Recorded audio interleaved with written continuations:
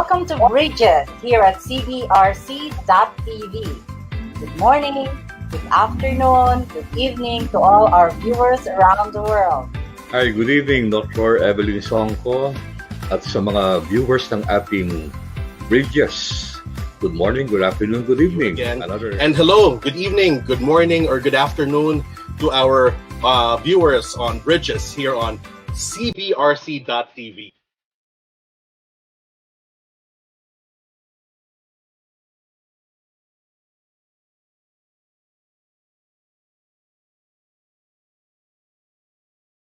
Welcome to Bridges here at cbrc.tv.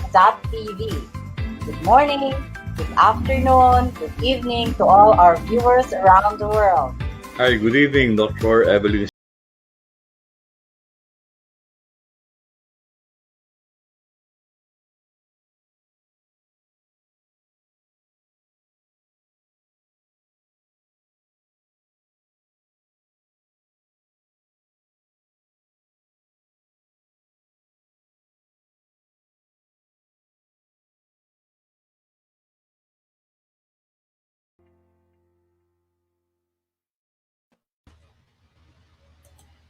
Hello, welcome to Bridges.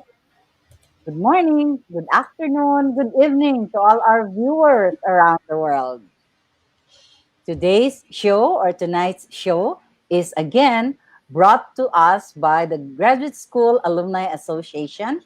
And of course, we would like to thank Dr. Fernando Pedrosa for this. He is the president of the Graduate School Alumni Association of the University of Santo Tomas. And we'd like to thank also Mrs. Nilda Pedrosa, Hermit. He is a realtor and former Palo Leyte councilor who helped bring the show together tonight. Of course, I'm Evelyn Songko, and with me is Claude Dispabiladera. Claude, yan ang aking laging co-host. Claude, kumusta ka? Thank you, ma'am. How was your weekend? Ma'am, it's okay. Weekend is going well. I went out yesterday with some friends, and today I rested so that I'd be prepared for this show. And how about your week, ma'am? How did it go po? Oh my God, syempre, as usual, no? Busy. At saka, basa, ang daming binabasa, ang daming sinusulat. The usual. It's really very busy. Pero, you know, I was really very glad, ha? Inspired ako dun sa ano natin last Sunday, yung ating vertical garden. Wow, it was fantastic, diba? Napakaganda. Lalong-lalo na yung mga vertical gardens na ginagawa ng mga tao sama-sama, no? Now, you really will notice the vertical gardens around you pag naglalakad ka sa karsada. Di ba, Claude? Yes, ma'am. Actually, ma'am, after that episode, I think a day or two after that, I went to the part of our house, the facade, na pwedeng paglagyan ng vertical garden. So, yun nga. And that's why, ma'am, I'll draw attention to the fact that I'm wearing green tonight. Binili ko kahapon. Planning to wear green? Yes. And ma'am, nakabili na rin ako 3 green shirts for the next 2 episodes. I promise you. Yesterday, that's nice, why. That's nice. O, ipakilala mo na ang ating show, ang ating guest tonight's show. Kaya napakaganda. Yun na yung start natin. Ang ganda. We have been talking about the environment. And I hope we will be able to inspire people, no, to really give back to Mother Earth, no? Kaya ngayon ang ating topic ay solid waste and climate change. O, di ba? Yeah. Introduce mo na yung ating speaker. Yes, okay? Ma'am. Okay. Our guest for tonight is Dr. Arlen Angelada Ancheta. Dr. Ancheta has a PhD in environmental science, and she is affiliated with the Faculty of Arts and Letters of the University of Santo Tomas. She is a professorial lecturer at the UST Graduate School, and she was the director of the Research Center on Culture from 2012 to 2015, and of the Education and Issues from UST, and she's also the current Vice President of Mother Earth Foundation, MEF, an NGO advocating zero waste management. Dr. Ancheta is very active in environmental organizations as president, She was president from 27 to 2019, and she's also affiliated with the Philippine Society for the Study of Nature, and she was vice president from 2015 to 2017 of the Philippine Network for Environmental Educators, PNEE. Likewise, she is an associate member of the National Research Council of the Philippines, and her area of specialization in MS Environmental Sciences, UPLB, is community-based resource management, while PhD Environmental Science minor in sociology with an area of specialization in social theory and the environment. So to all our viewers, let us welcome to Bridges, Dr. Arlen. Hi, ma'am. Good evening. Hi, good evening. Makakalikasang gabi, araw, hapon sa ating lahat. Wow. Yes, Welcome to the show, Dr. Arlen. Yan talaga ang Mother Earth ng UST, no? Si Dr. Arlen Ancheta. Welcome. We're very happy that you are able to join us tonight. You know, this topic is very close to your heart, no?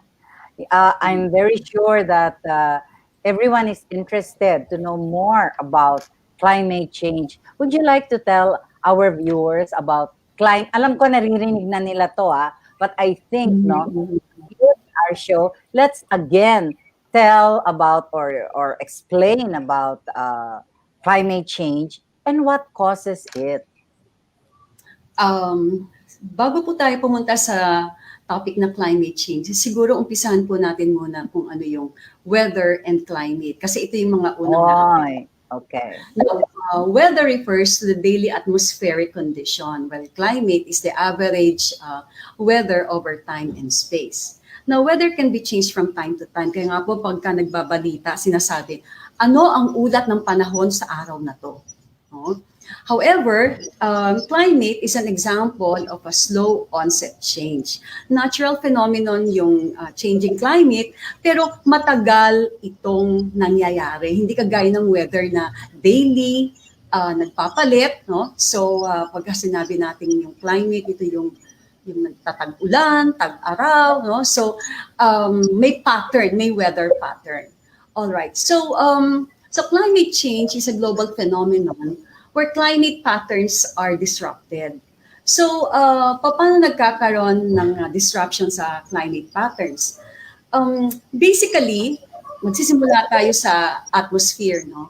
Basically, sa lower atmosphere, yung ating troposphere, it is composed of gaseous materials like nitrogen 78%, oxygen 21%, and small traces of greenhouse gases like argon, methane, ozone, and carbon. Okay. However, we are dependent on carbon economy. So, gumagamit tayo ng fossil fuel like coal, gas, petroleum, yung mga fossil fuel na to facilitate electricity transportation. And even our packaging materials made of plastic is also made from fossil fuel. So, dahil sa tayo ay carbon dependent, no, the burning of fossil fuel releases carbon dioxide in the atmosphere, thereby increasing the presence of small traces of greenhouse gases.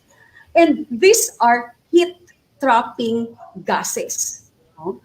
And so, parang they cover the Earth's surface like a blanket, and they absorb heat energy entering the Earth's surface. Instead na mag-bounce back itong heat outside, they trap the heat energy inside, increasing global temperature. So tumataas ngayon yung global temperature natin because of these heat-trapping gases.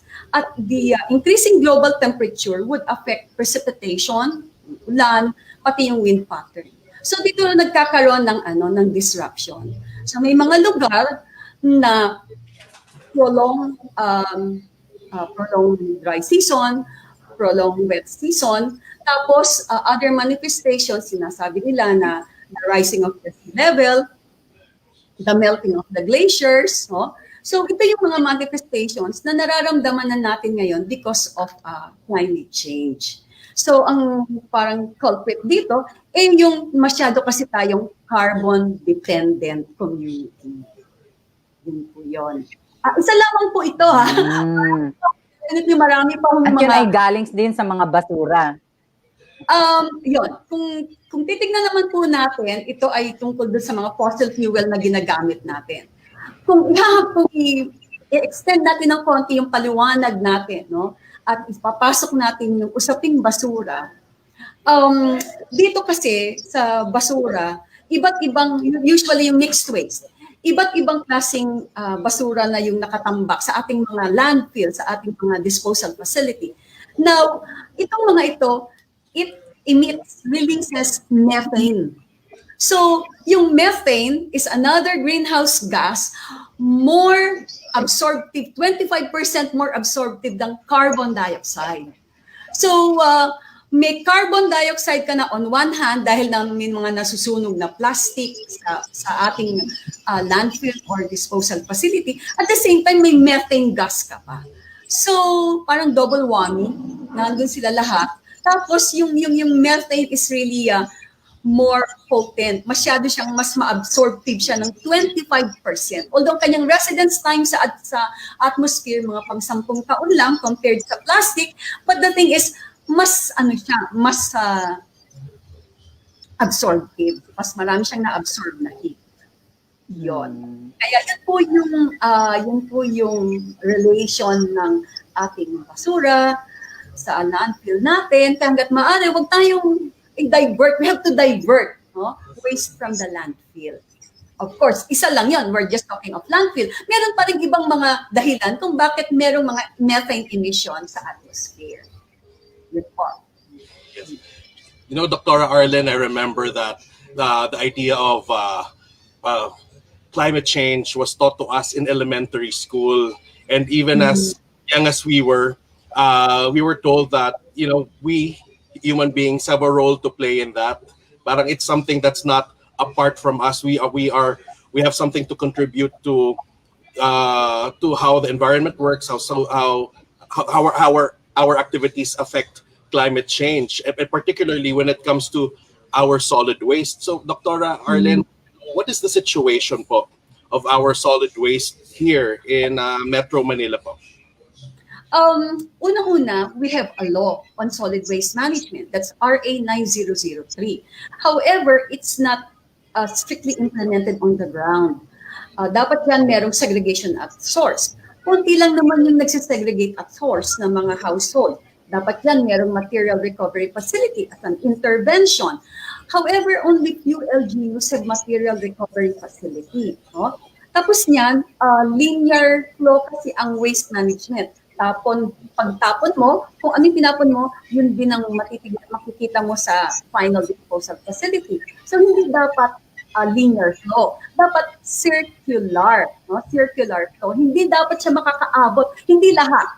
Dapat makakaabot doon sa disposal facility.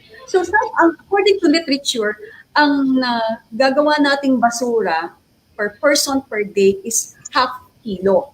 So if you're going to multiply half kilo by the total number of population, ganun toneladang basura ang nagagawa natin sa isang araw. And so, malaki na kaagad ang kailangan natin sa ganung klaseng basura. No? Unang-una, it means cost to the local government kasi waste collection, PPP, bayad sa landfill, so on and so forth. So it means cost. At the end of the day, it's health risk. So, health risk din. So, marami siyang mga risk. No? Now,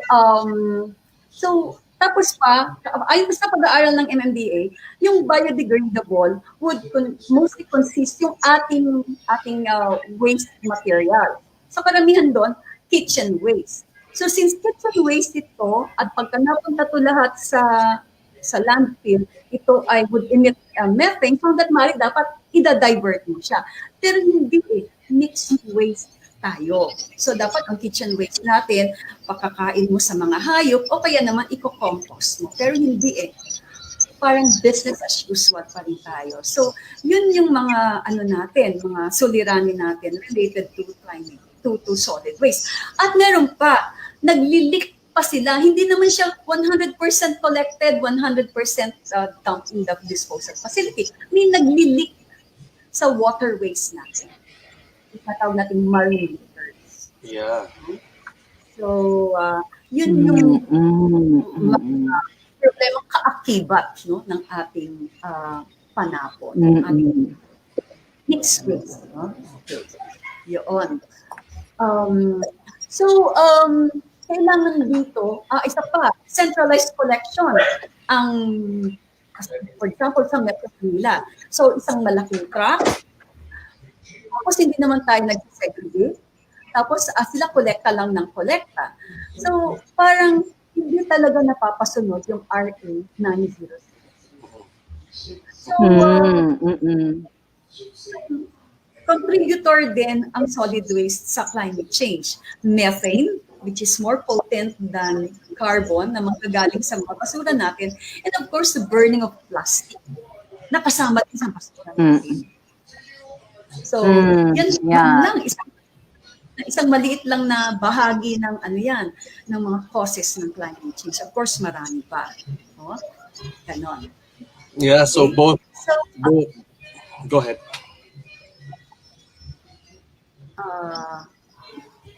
No, I was going to say, Doctora, na individuals and also the government both have roles to play in mitigating climate change, hindi po ba? Oo. Supposedly, dapat top-down approach yan. Magsisimula sa national government, pababa ng pababayan sa local government. Tapos at the same time, yung nasa on the ground, dapat sila din mismo, hindi lang din tayo aasa sa gobyerno, no? Dapat tayo din mismo aware tayo na meron tayong ganung batas at aware tayo na dapat nating gawin yun para rin sa kapakanan natin sa kalikasan. No? Oo nga. That's so true. Tama, Claude, no? Actually, sabi ni Dr. Carl, dapat na we should be educated so that we do not become beasts of the earth, no? But actually, we should be stewards of the earth. Yun ang magandang niyang sinabi ngayon. Talagang pinili talaga ni Dr. Carl that we should be educated in terms of that. What can you say about that, Dr. Arlen? Marami din namang mga kwento, no? Na mga individual at saka mga grupo. May mga stories who are actually people who are committed to healing Mother Earth. Diba? So, can you tell us some stories like that? Yung stewards sila, hindi sila beasts of the earth. The environment. Dito gusto ko lang i-zero in yung aking kwento sa experience, sa karanasan ng City of San Fernando sa Pampanga. No? Kasi gumawa kami ng documentation ng kanilang solid waste management. And I can say that the City of San Fernando in Pampanga, it's really a zero waste city in progress. Unang-una, meron silang ordinansang no plastic ordinance. Meron silang ordinansang no segregation, no collection. Tapos, mahigpit na lahat ng barangay sa kanila, sa City of San Fernando, merong material recovery facility. All right. And so, from the city government, supported by the city council, the city government, down to the barangay level, meron silang mga batas na ganito, enhancing RA 9003. All right. And so, instead na centralized collection, kagaya ng nangyayari sa atin na puro mga dump trucks yung nangongolekta, sa kanila hindi, tri-bike. Kasi para dun sa pinakamaliliit na mga kalye sa purok, mapapasok nila. Hindi nila kinokolekta yung mga mixed waste. Kailangan segregated waste. Tapos, meron silang material recovery facility kung saan nila inilalagak lahat ng kanilang mga recyclables. Sinusort out, may kanya-kanyang cell. Tapos, ang maganda pa doon, may composting area. So, yung mga biodegradables, yung mga nabubulok, binabaon doon sa kanilang composting area. So, in a way, may mga gardens sila in the barangay. So, it's a community garden. Now, yung kanilang mga recyclables, pinagbibili nila sa mga junk shops. So secondary market 'yon. So makikita mo na umiikot yung mga commodities. Hindi sila nakakarating hanggang doon sa landfill.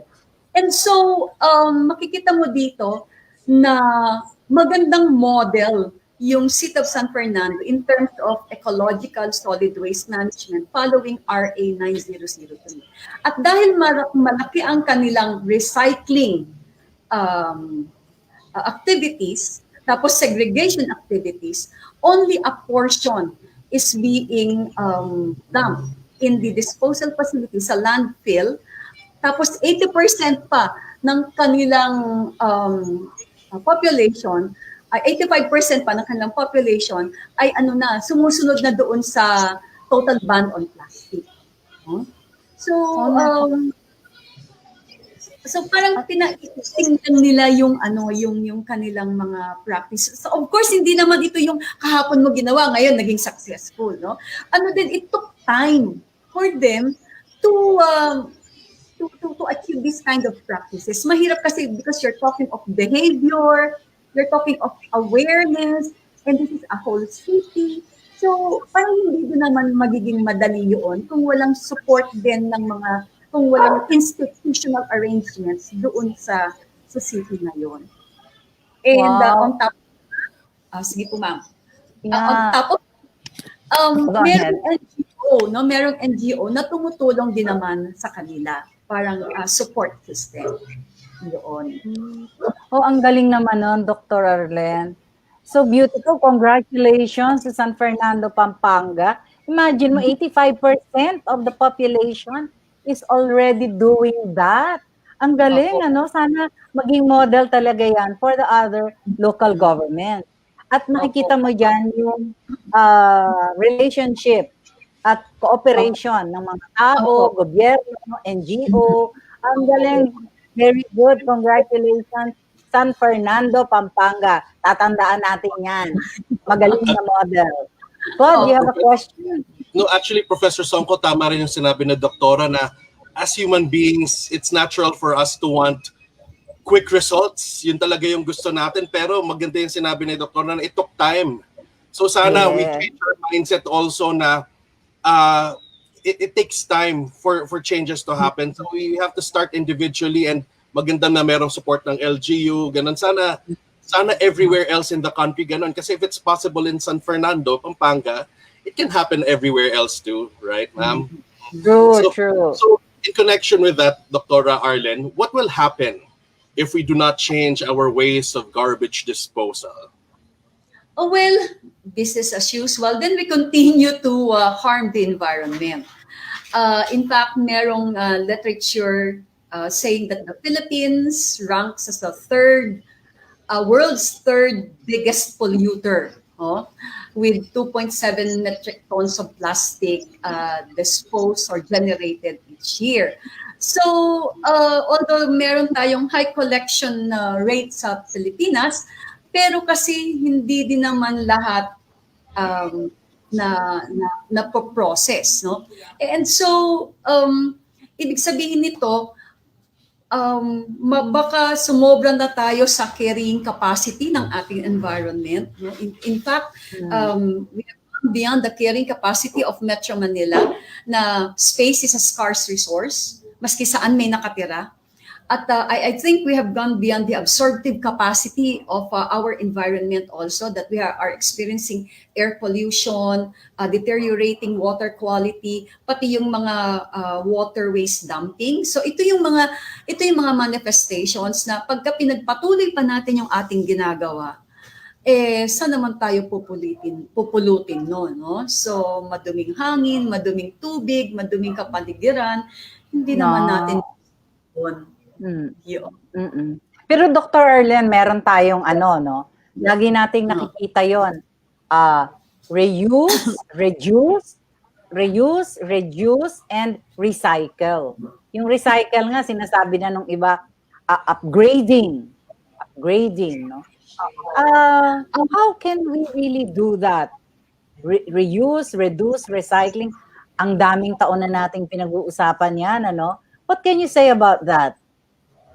Oo nga eh, ma'am, oo nga po. Ang dami na po ang dami ng, ang tagal-tagal na ano to eh, na kumbaga, parati nating sinasabi, reduce, reuse, recycle. Pero parang hindi naman natin nagagawa, no? Siguro sa tingin ko, yung aware tayo kung anong mangyayari, pero hindi natin magawa. Hindi ko talaga rin maisip bakit hindi rin karamihan sa atin magawa na mag-reduce. Reduce na hindi mo naman kung hindi mo naman kailangan at kung nagamit mo na, eh, pwede mo namang ipamigay, no? Share it with others.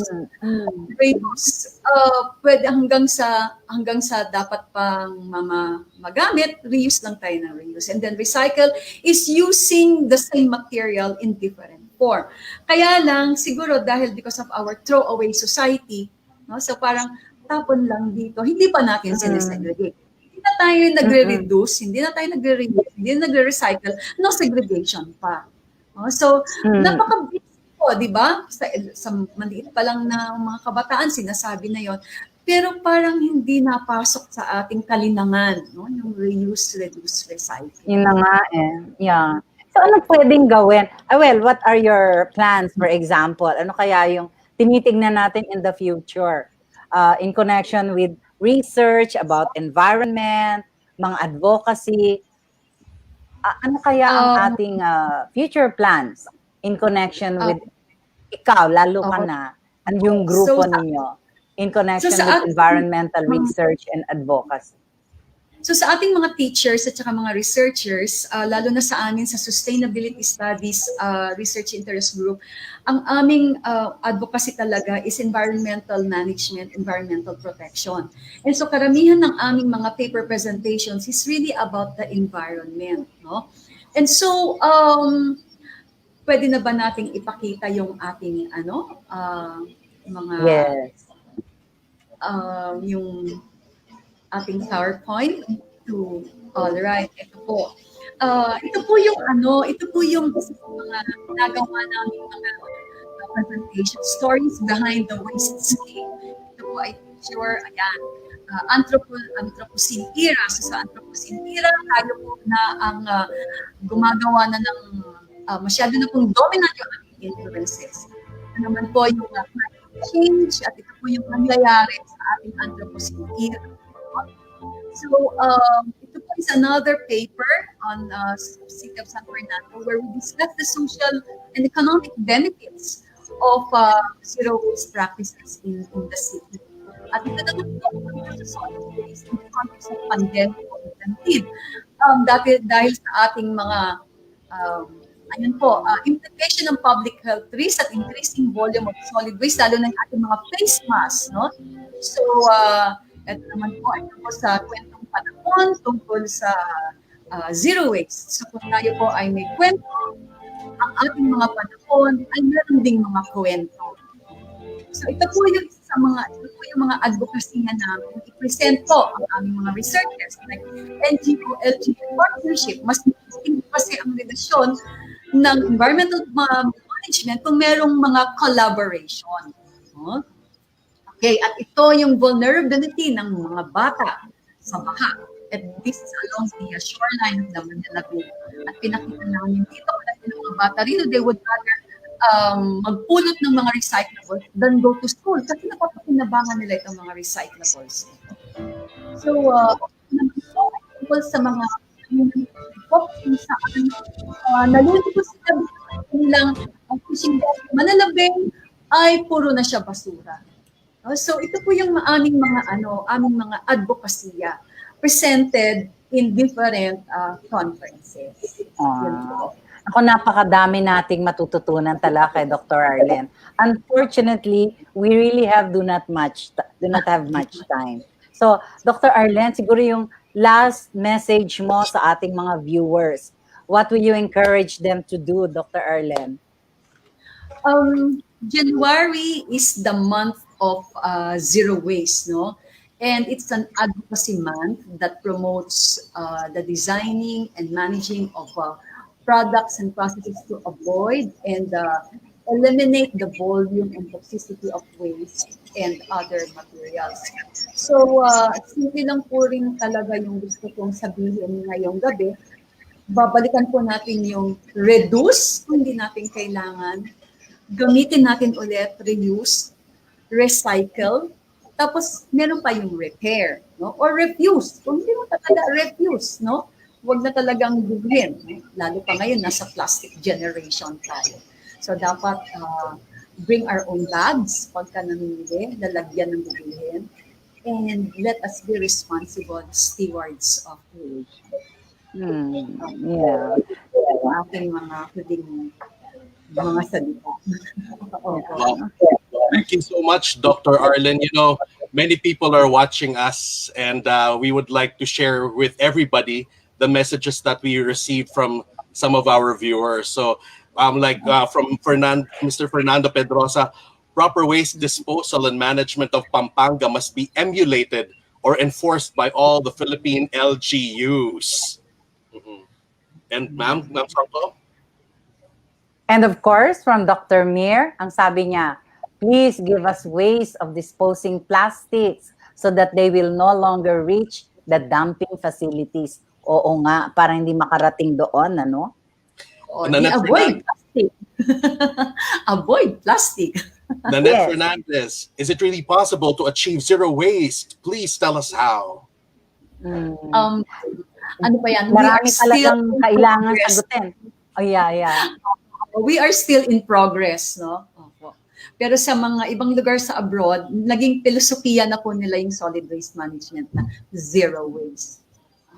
And let's remember also, no? Sabi ni Dr. Carl Balita, let's be stewards of Mother Earth. Talagang let us heal Mother Earth. Ito, sabi niya, please educate us humans who have become beasts of this universe instead of becoming stewards. So it has been a very insightful evening. Dr. Arlen, thank you so much. We hope that every one of us will be able to contribute to heal Mother Earth. Thank you so much. Thank you, Claude? Thank you to the US. Thank you to Dr. Arlen Ancheta for joining us. And of course, thank you to the UST Graduate School for sponsoring the show tonight. Thank you, Dr. Fernando Pedrosa, President of the Graduate School Alumni Association. And thank you, USTAAI and Ms. Ida Tionco, Chairman of USTAAI Academics Committee and President of the UST Nursing Association, as well as Mrs. Nilda Pedrosa Hernet, Realtor and former Palo Leyte Councilor. Okay, gusto ko lang din batiin si Ellen Manansala, who is the President of the Faculty of Pharmacy Alumni Association. Hello, good evening, Ellen. And of course, to all the BOT of the USTAAI, all the volunteers of the USTAAI, and all the staff of the CBRC, thank you very much. Let us all continue learning more and discussing more about how to take care of the Mother Earth. Yeah, Claude? thank you. Thank you, everyone, for joining us this evening. Let us put more into actions our love for Mother Earth. And here on Bridges, we do not build walls. We build connections of learning. We build connections of people. We build knowledge. Good night, everyone. Welcome to Bridges here at cbrc.tv. Good morning, good afternoon, good evening to all our viewers around the world. Hi, good evening, Dr. Evelyn Songko at sa mga viewers ng ating Bridges. Good morning, good afternoon, good evening. Again. And hello, good evening, good morning, or good afternoon to our viewers on Bridges here on cbrc.tv.